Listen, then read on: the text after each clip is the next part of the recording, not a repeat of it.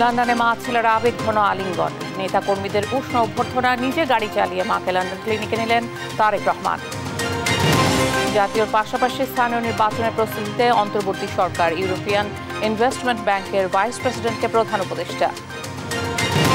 BDR সদস্যদের মুক্তি ও চাকরিতে পুনর্বহাল দাবিতে শহীদ মিনারে অবস্থান, কাল শাহবাগ ব্লকের কর্মসূচি, দাবি না মানলে মার্চ টু কোর্ট। বাংলাদেশের প্রত্যেকটা ফ্যাসিস্ট বিরোধী আন্দোলনের অন্যতম এজেন্ডা হচ্ছে, ফ্যাসিস্ট বিরোধী আন্দোলনের এজেন্ডা হচ্ছে পিলখানা হত্যাকাণ্ডের ন্যায় বিচার। পূর্বাঞ্চলের প্লটের হাসিনার ক্ষমতা অপব্যবহারের প্রমাণ পেয়েছে দুদক। এস আলমের 2 ছেলে এবং তাকসিমের বিরুদ্ধে আলাদা মামলা। এবং জুলাই ঘোষণাপত্র নিয়ে সারা দেশে গণসংযোগ, ৭১ ও ২৪-এর ধারাবাহিকতা চান সার্জিস, নতুন সংবিধান প্রণয়নের দাবি। সংবিধান বাতিল করে নির্বাচিত গণপরিষদ গঠনের মাধ্যমে সম্পূর্ণ নতুন গণতান্ত্রিক জনগণের সংবিধান প্রণয়নের অঙ্গীকার ব্যক্ত করতে হবে। সংবাদ রাতে দেখছিলেন এসটিএমটি বার সংবাদ শিরোনাম, সঙ্গে আছি আমি শিকা আজিজ। দীর্ঘ প্রতীক্ষার পর দেখা হলো মা ছেলের। তারেক রহমান ও খালেদা জিয়ার আলিঙ্গনে এক আবেগঘন পরিবেশ তৈরি হয় লন্ডনের হিথ্রো বিমানবন্দরে। উষ্ণ অভ্যর্থনা জানায় নেতাকর্মীরা, পরে নিজে গাড়ি চালিয়ে মাকে লন্ডন ক্লিনিকে ভর্তি করান তারেক রহমান। সাইফুল রিপনের প্রতিবেদন। বাংলাদেশ সময় বেলা ৩টার দিকে বিএনপি চেয়ারপারসন ও সাবেক 3বারের প্রধানমন্ত্রী খালেদা জিয়াকে বহনকারী রয়্যাল এয়ার অ্যাম্বুলেন্স অবতরণ করে লন্ডনের হিথ্রো বিমানবন্দরে। সেখানে খালেদা জিয়াকে স্বাগত জানান তার বড় ছেলে, বিএনপির ভারপ্রাপ্ত চেয়ারম্যান তারেক রহমান ও তার স্ত্রী ডাক্তার জুবাইদা রহমান। দীর্ঘ 7 বছর পর মা ছেলের সাক্ষাতে আবেগঘন পরিবেশের সৃষ্টি হয়। খালেদা জিয়ার লন্ডন সফরকে কেন্দ্র করে হিথ্রো বিমানবন্দরের বাইরে জড়ো হন যুক্তরাজ্য বিএনপির নেতাকর্মীরা। তাকে স্বাগত জানান যুক্তরাজ্য বিএনপির সভাপতি এম এ মালেক ও সাধারণ সম্পাদক কয়সর এম আহমদ সহ নেতাকর্মীরা।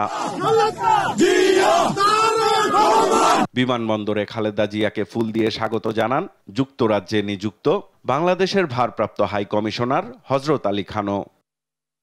ইমিগ্রেশন প্রক্রিয়া শেষে মা খালেদা জিয়াকে নিজ গাড়িতে বসিয়ে চিকিৎসার জন্য পূর্ব নির্ধারিত লন্ডন ক্লিনিকে যান বিএনপির ভারপ্রাপ্ত চেয়ারম্যান তারেক রহমান। এ সময় তার পাশে ছিলেন স্ত্রী ডাক্তার জুবাইদা রহমান। সবশেষ 2017 সালের 15 জুলাই লন্ডন সফর করেন বিএনপি চেয়ারপারসন। এরপর আর কোনো সফর না হওয়ায় মায়ের সঙ্গে দেখা হয়নি ছেলে তারেক রহমানের। বিএনপির দেয়া তথ্য অনুযায়ী লন্ডন ক্লিনিকে ভর্তির মধ্য দিয়ে চিকিৎসা শুরু হবে খালেদা জিয়ার। সেখানকার চিকিৎসা শেষে চিকিৎসকদের পরামর্শ অনুযায়ী যুক্তরাষ্ট্রের মেরিল্যান্ডের জন হপকিন্স বিশ্ববিদ্যালয় হসপিটালে তার চিকিৎসা নেয়ার কথা রয়েছে। উন্নত চিকিৎসার প্রয়োজনে মঙ্গলবার রাত 11:15টায় কাতারের আমিরের পাঠানো রয়্যাল এয়ার অ্যাম্বুলেন্সে বাংলাদেশ ছাড়েন বিএনপি চেয়ারপারসন খালেদা জিয়া। সাইফুল রিপন, দেশ টিভি, ঢাকা। চিকিৎসা শেষে ছেলে তারেক রহমানকে নিয়েই দেশে ফিরবেন খালেদা জিয়া, এমন আশাবাদ জানান বিএনপি চেয়ারপারসনের উপদেষ্টা জয়নুল আবদিন ফারুক। আর গণহত্যাকারী হাসিনার ভারতীয় ভিসার মেয়াদ বাড়ানো জনগণ ভালোভাবে নেবে না বলে মন্তব্য করেছেন দলটির সিনিয়র যুগ্ম মহাসচিব রুহুল কবির রিজভী। নিয়াজ মোর্শেদের প্রতিবেদন। শেষ পর্যন্ত আরো আমার আশাও করে নেই, ও আমার রেখে একা চলে গেছে। মা, আমি মিছিলে যাচ্ছি, নিজেকে আর আটকে রাখতে পারলাম না। জুলাই গণ অভ্যুত্থানে শহীদ আনাসের লিখে যাওয়া এমন চিঠি পড়ে বারবার মূর্ছা যাচ্ছে তার বাবা মা। 5 আগস্ট সকালে চানখারপুল এলাকায় পুলিশের গুলিতে শহীদ হয় আনাস। আর এই দিনেই গণহত্যাকারী শেখ হাসিনা পালিয়ে যায় ভারতে। বুধবার সকালে গ্যান্ডারিয়ায় আনাস সহ 4 জন শহীদ পরিবারের সঙ্গে সাক্ষাৎ করতে যান আমরা বিএনপি পরিবারের পক্ষ থেকে দলটির সিনিয়র যুগ্ম মহাসচিব রুহুল কবির রিজভী। এ সময় অসহায় পরিবারগুলো কান্নায় ভেঙে পড়লে সমবেদনা জানান তিনি। মিটপটের রাস্তার মেঝেতে আমার ছেলে এভাবে লুটায়া পড়ে রয়েছে। শহীদ পরিবারের সঙ্গে সাক্ষাৎ শেষে রিজভী বলেন, শেখ হাসিনার দোসররা এখনো বহাল তবিয়তে আছে। আর ভারতের শেখ হাসিনার ভিসার মেয়াদ বাড়ানোর সমালোচনাও করেন তিনি। শেখ হাসিনা যে শিশু হত্যাকারী, কিশোর হত্যাকারী এবং তরুণ হত্যাকারী, রিক্সাওয়ালা হত্যাকারী, সিএনজিওয়ালা হত্যাকারী, সেই হত্যাকারীকে একটি গণতান্ত্রিক দেশ কিভাবে তাকে আশ্রয় দিয়ে সেখানে তার ভিসার মেয়াদ বাড়ান, এইটা সারা দেশের বাংলাদেশের মানুষ এটাকে ইতিবাচকভাবে নেয়নি। এদিকে জাতীয় প্রেস ক্লাবে এক আলোচনা সভায় অংশ নেন বিএনপি চেয়ারপারসনের উপদেষ্টা জয়নুল আবদিন ফারুক। জনপ্রিয়তার জন্যই খালেদা জিয়াকে নিঃশেষ করে দিতে চেয়েছিল মন্তব্য করে তিনি বলেন, ছেলে তারেক রহমানকে সঙ্গে নিয়েই দেশে ফিরবেন খালেদা জিয়া। জিয়াউর রহমানের আদর্শকে ভিত্তি করে মাথা উঁচু করে দাঁড়াতে পারে সেই ব্যবস্থা করার জন্যই ইনশাআল্লাহ তারেক রহমান বাংলাদেশে আসবে। একটি নিরপেক্ষ নির্বাচনের মাধ্যমে বাংলাদেশের ক্ষমতা এসে বাংলাদেশের গণতন্ত্রকে সমুন্নত রাখবে। অন্তর্বর্তী সরকারকে দ্রুত নির্বাচন দেওয়ার দাবিও জানান বিএনপির এ নেতা। সংস্কার যতটুকু প্রয়োজন। নেজমুর শেখ, দেশ টিভি, ঢাকা।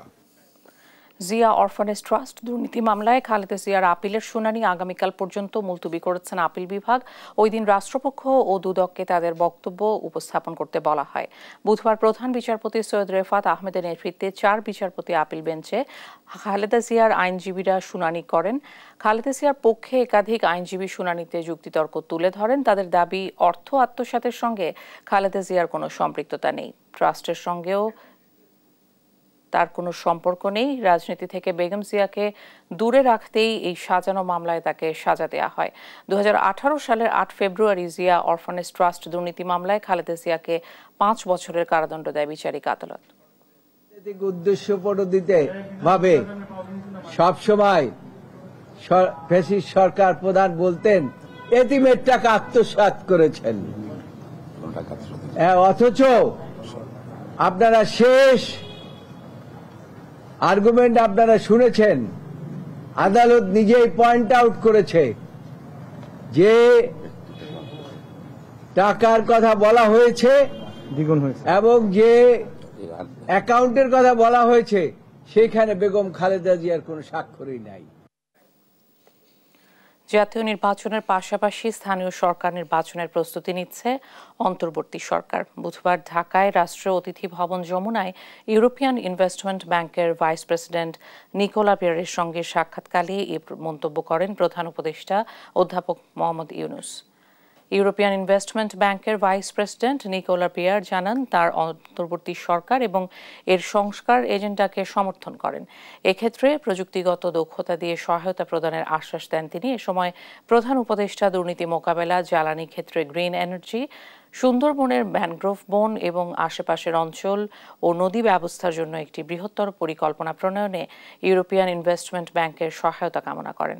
একই সঙ্গে বাংলাদেশের পূর্বাঞ্চলের জনগণের উন্নয়ন এবং উত্তর বাংলাদেশের পানি ব্যবস্থাপনার জন্য চট্টগ্রাম বন্দরের সুবিধাদি নির্মাণেও সহায়তা কামনা করেন। অনুষ্ঠানে প্রধান উপদেষ্টার বিশেষ দূত লুৎফে সিদ্দিকী, ইইউ রাষ্ট্রদূত মাইকেল মিলার উপস্থিত ছিলেন।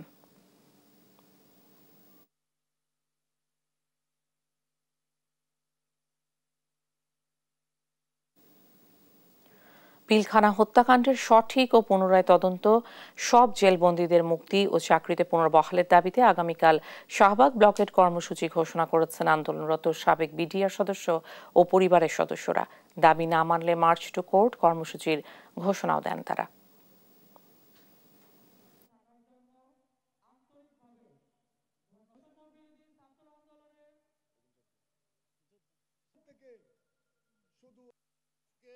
পিলখানা হত্যাকাণ্ড বাংলাদেশের প্রত্যেকটা ফ্যাসিস্ট বিরোধী আন্দোলনের অন্যতম এজেন্ডা হচ্ছে, ফ্যাসিস্ট বিরোধী আন্দোলনের এজেন্ডা হচ্ছে পিলখানা হত্যাকাণ্ডের ন্যায় বিচার। আগামীকাল 9 তারিখ কোর্টের মাধ্যমে যদি আমাদের একটি সুষ্ঠু সমাধান না আসে তাহলে ওই ব্লকেটের পরে আমরা মার্চ টু কোর্ট ঘোষণা দিচ্ছি। এর আগে পিলখানা হত্যাকাণ্ডের সুষ্ঠু বিচার সহ 3 দফা দাবিতে কেন্দ্রীয় শহীদ মিনারে গণজমায়েত কর্মসূচি পালন করেছে তৎকালীন বিডিআরের চাকরিচ্যুত সদস্য ও কারাবন্দী সদস্যের স্বজনরা। পরে বিক্ষোভকারীদের একটি প্রতিনিধি দল প্রধান উপদেষ্টার কাছে স্মারকলিপি দেয়। আরও জানাচ্ছেন এনআই নাহিদ। এ গণজমায়েত পিলখানা হত্যাকাণ্ডে আটক বিডিআর সদস্যদের স্বজনদের সঙ্গে এসেছেন চাকরিচ্যুত তৎকালীন সদস্যরাও। বুধবার সকালে কেন্দ্রীয় শহীদ মিনারে জড়ো হন তারা। এ সময় পিলখানা হত্যাকাণ্ডের সুষ্ঠু বিচার, চাকরিতে পুনর্বহাল ও আটকদের মুক্তির দাবি জানানো হয়। তাদেরকে সমর্থন জানায় বৈষম্য বিরোধী ছাত্র আন্দোলন। একজন বিডিআরও যদি রাষ্ট্রীয় জুলুমের শিকার হয়, এই নতুন বাংলাদেশে আমরা ছাত্র সমাজ তা মেনে নেব না। পরে মিছিল নিয়ে শাহবাগের দিকে রওনা হন আন্দোলনকারীরা। দাবি নিয়ে প্রধান উপদেষ্টার কার্যালয়ে স্মারকলিপি দিতে গেলে শাহবাগে আটকে দেয় পুলিশ। পরে সেখানেই অবস্থান কর্মসূচি পালন করে তারা। এই 18,500 লোকের পুনর্বহালের দাবি করছি।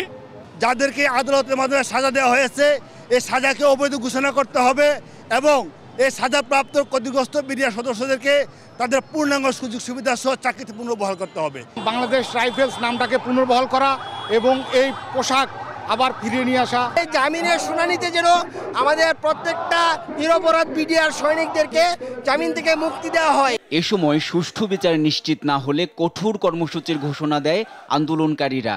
জানান গেল 15 বছরের ক্ষোভ আর মানবেতর জীবনযাপনের গল্প। আমাদের খুবই মানবতার জীবনযাপন করতেছি।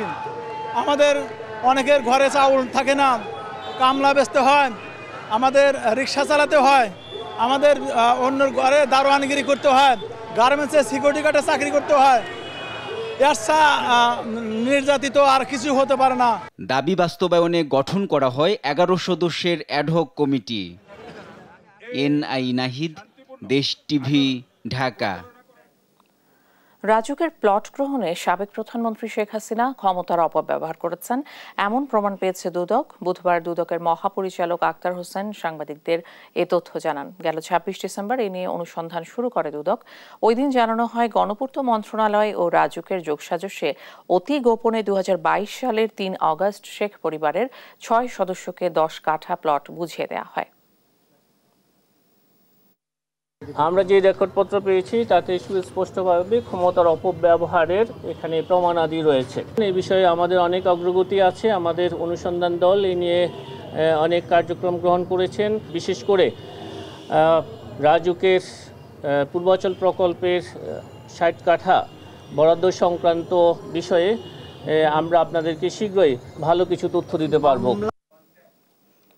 নিয়োগ বাণিজ্যের অভিযোগে ঢাকা ওয়াসার সাবেক এমডি তাকসিম এ খান সহ 10 জনের বিরুদ্ধে মামলা করেছে দুদক। মঙ্গলবার সংস্থাটির মহাপরিচালক আক্তার হোসেন গণমাধ্যমকে এ তথ্য নিশ্চিত করেন। অর্থ আত্মসাৎ ও মানি লন্ডারিং এর অভিযোগে এস আলমের 2 ছেলে সহ 54 ব্যাংক কর্মকর্তার বিরুদ্ধেও মামলা হয়েছে। ফজলে আদিত্য রিপোর্ট। ক্ষমতার অপব্যবহারের মাধ্যমে নীতিমালা অনুসরণ না করে অবৈধ উপায়ে নিয়োগ বাণিজ্যের অভিযোগের সত্যতা মিলেছে ঢাকা ওয়াসার চেয়ারম্যান হাবিবুর রহমান ও আলোচিত সাবেক ব্যবস্থাপনা পরিচালক তাকসিম এ খান সহ বোর্ডের 10 জনের বিরুদ্ধে। বুধবার দুর্নীতি দমন কমিশনের প্রধান কার্যালয়ে দুর্নীতির সমসাময়িক বিষয় নিয়ে সংবাদ সম্মেলনে এসব তথ্য নিশ্চিত করেন সংস্থাটির মহাপরিচালক আক্তার হোসেন। ওয়াসার নিয়োগ সংক্রান্ত আইন ও প্রচলিত বিধিবিধান অনুসরণ না করে নিয়োগ প্রদানের অভিযোগে সাবেক ব্যবস্থাপনা পরিচালক তাসিম আহমেদ খান সহ 10 জনের বিরুদ্ধে একটি মামলা রুজুর সিদ্ধান্ত গৃহীত হয়েছে। ইতিমধ্যে এই মামলাটি রুজু হয়েছে।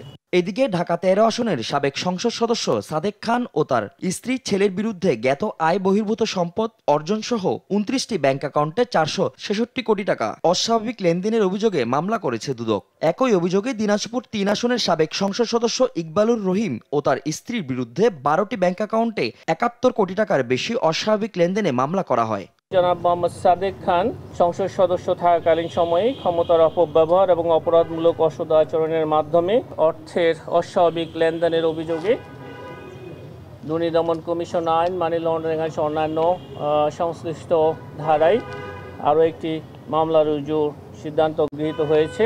জনাব ইকবালুর রহিম সংসদ সদস্য থাকাকালীন সময়ে ক্ষমতার অপব্যবহার, চাঁদাবাজি, টেন্ডারবাজি, বিভিন্ন অনিয়ম ও দুর্নীতির মাধ্যমে অপরাধ করায় সংশ্লিষ্ট আইন অনুযায়ী তার বিরুদ্ধে একটি মামলা রুজুর সিদ্ধান্ত গৃহীত হয়েছে।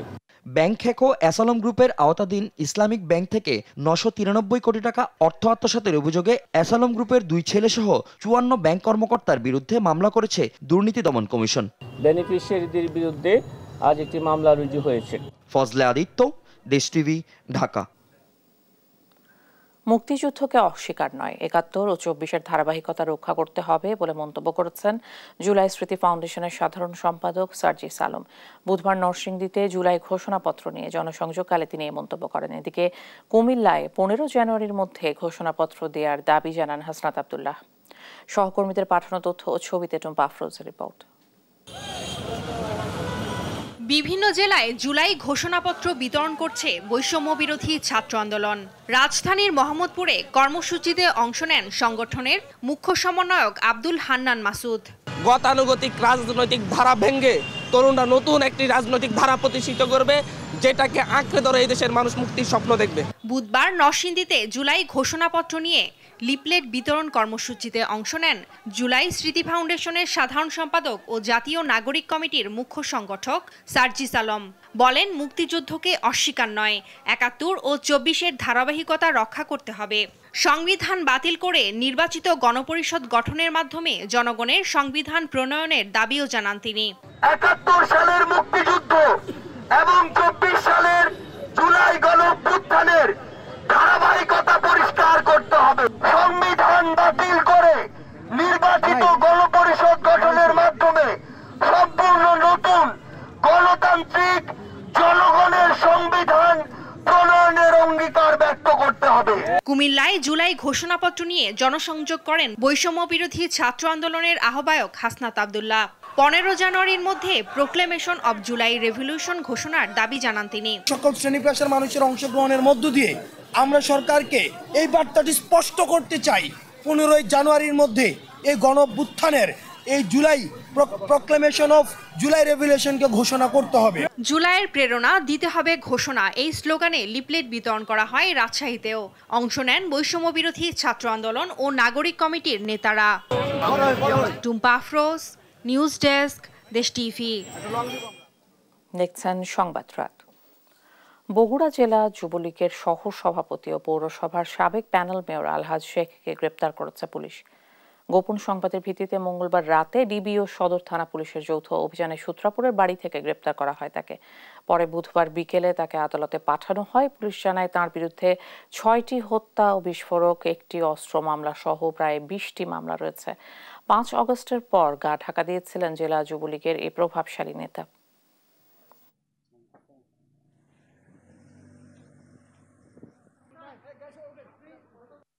প্রায় 13র অধিক মামলা আছে তার কাছে। তাকে গতকাল রাতে ডিবি একটি চৌকস টিম অভিযান পরিচালনা করে তাকে গ্রেপ্তার করে। বর্তমানে আমরা যে তদন্তাধীন যে মামলা আছে সেরকম একটা মামলায় তাকে কোর্টে প্রেরণ করা হবে। জানুয়ারির দ্বিতীয় সপ্তাহ শুরু হলো সূর্যের দেখা ছাড়াই দেশের বেশিরভাগ জেলাতেই পড়েছে ঘন কুয়াশা। যশোরে দেশের সর্বনিম্ন তাপমাত্রা রেকর্ড করা হয়েছে 12.8 ডিগ্রি। এমন আবহাওয়ায় খুব প্রয়োজন ছাড়া ঘর থেকে বের হচ্ছেন না কেউ। কুড়িগ্রামে হিমেল হাওয়ার সঙ্গে ঝরছে গুড়ি গুড়ি বৃষ্টির মতো কুয়াশা। একই চিত্র জয়পুরহাট ও চাঁপাইনবাবগঞ্জেও। সহকর্মীদের পাঠানো তথ্য ও ছবিতে নুসরাত শোভার রিপোর্ট। ভৌগোলিক কারণে উত্তরের জেলা পঞ্চগড়ে শীতের দাপট বরাবরই বেশি।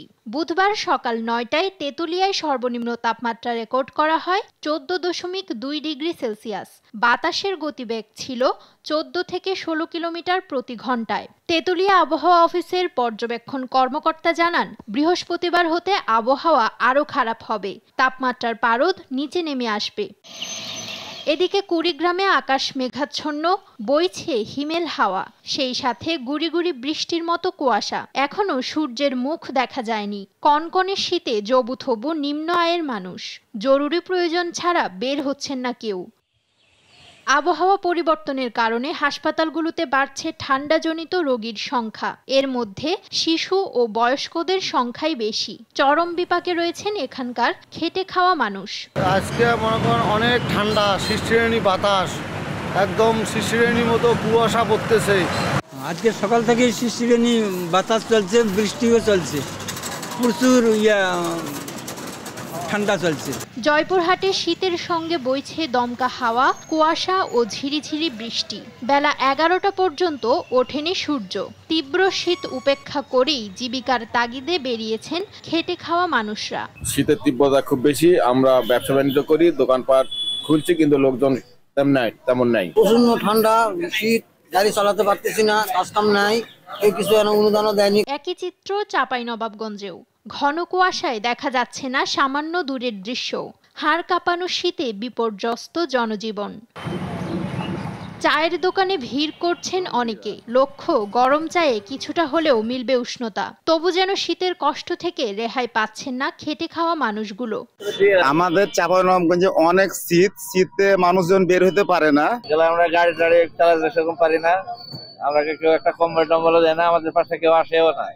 আমরা কোনো সাহায্য পাই না, আমাদের এখানে সাহায্য এখনো কোনো আসেনি। নিম্নবিত্ত মানুষদের শীতবস্ত্র বিতরণ করে সহায়তার আহ্বান সবার। নুসরাত শোভা, নিউজ ডেস্ক, দেশ টিভি।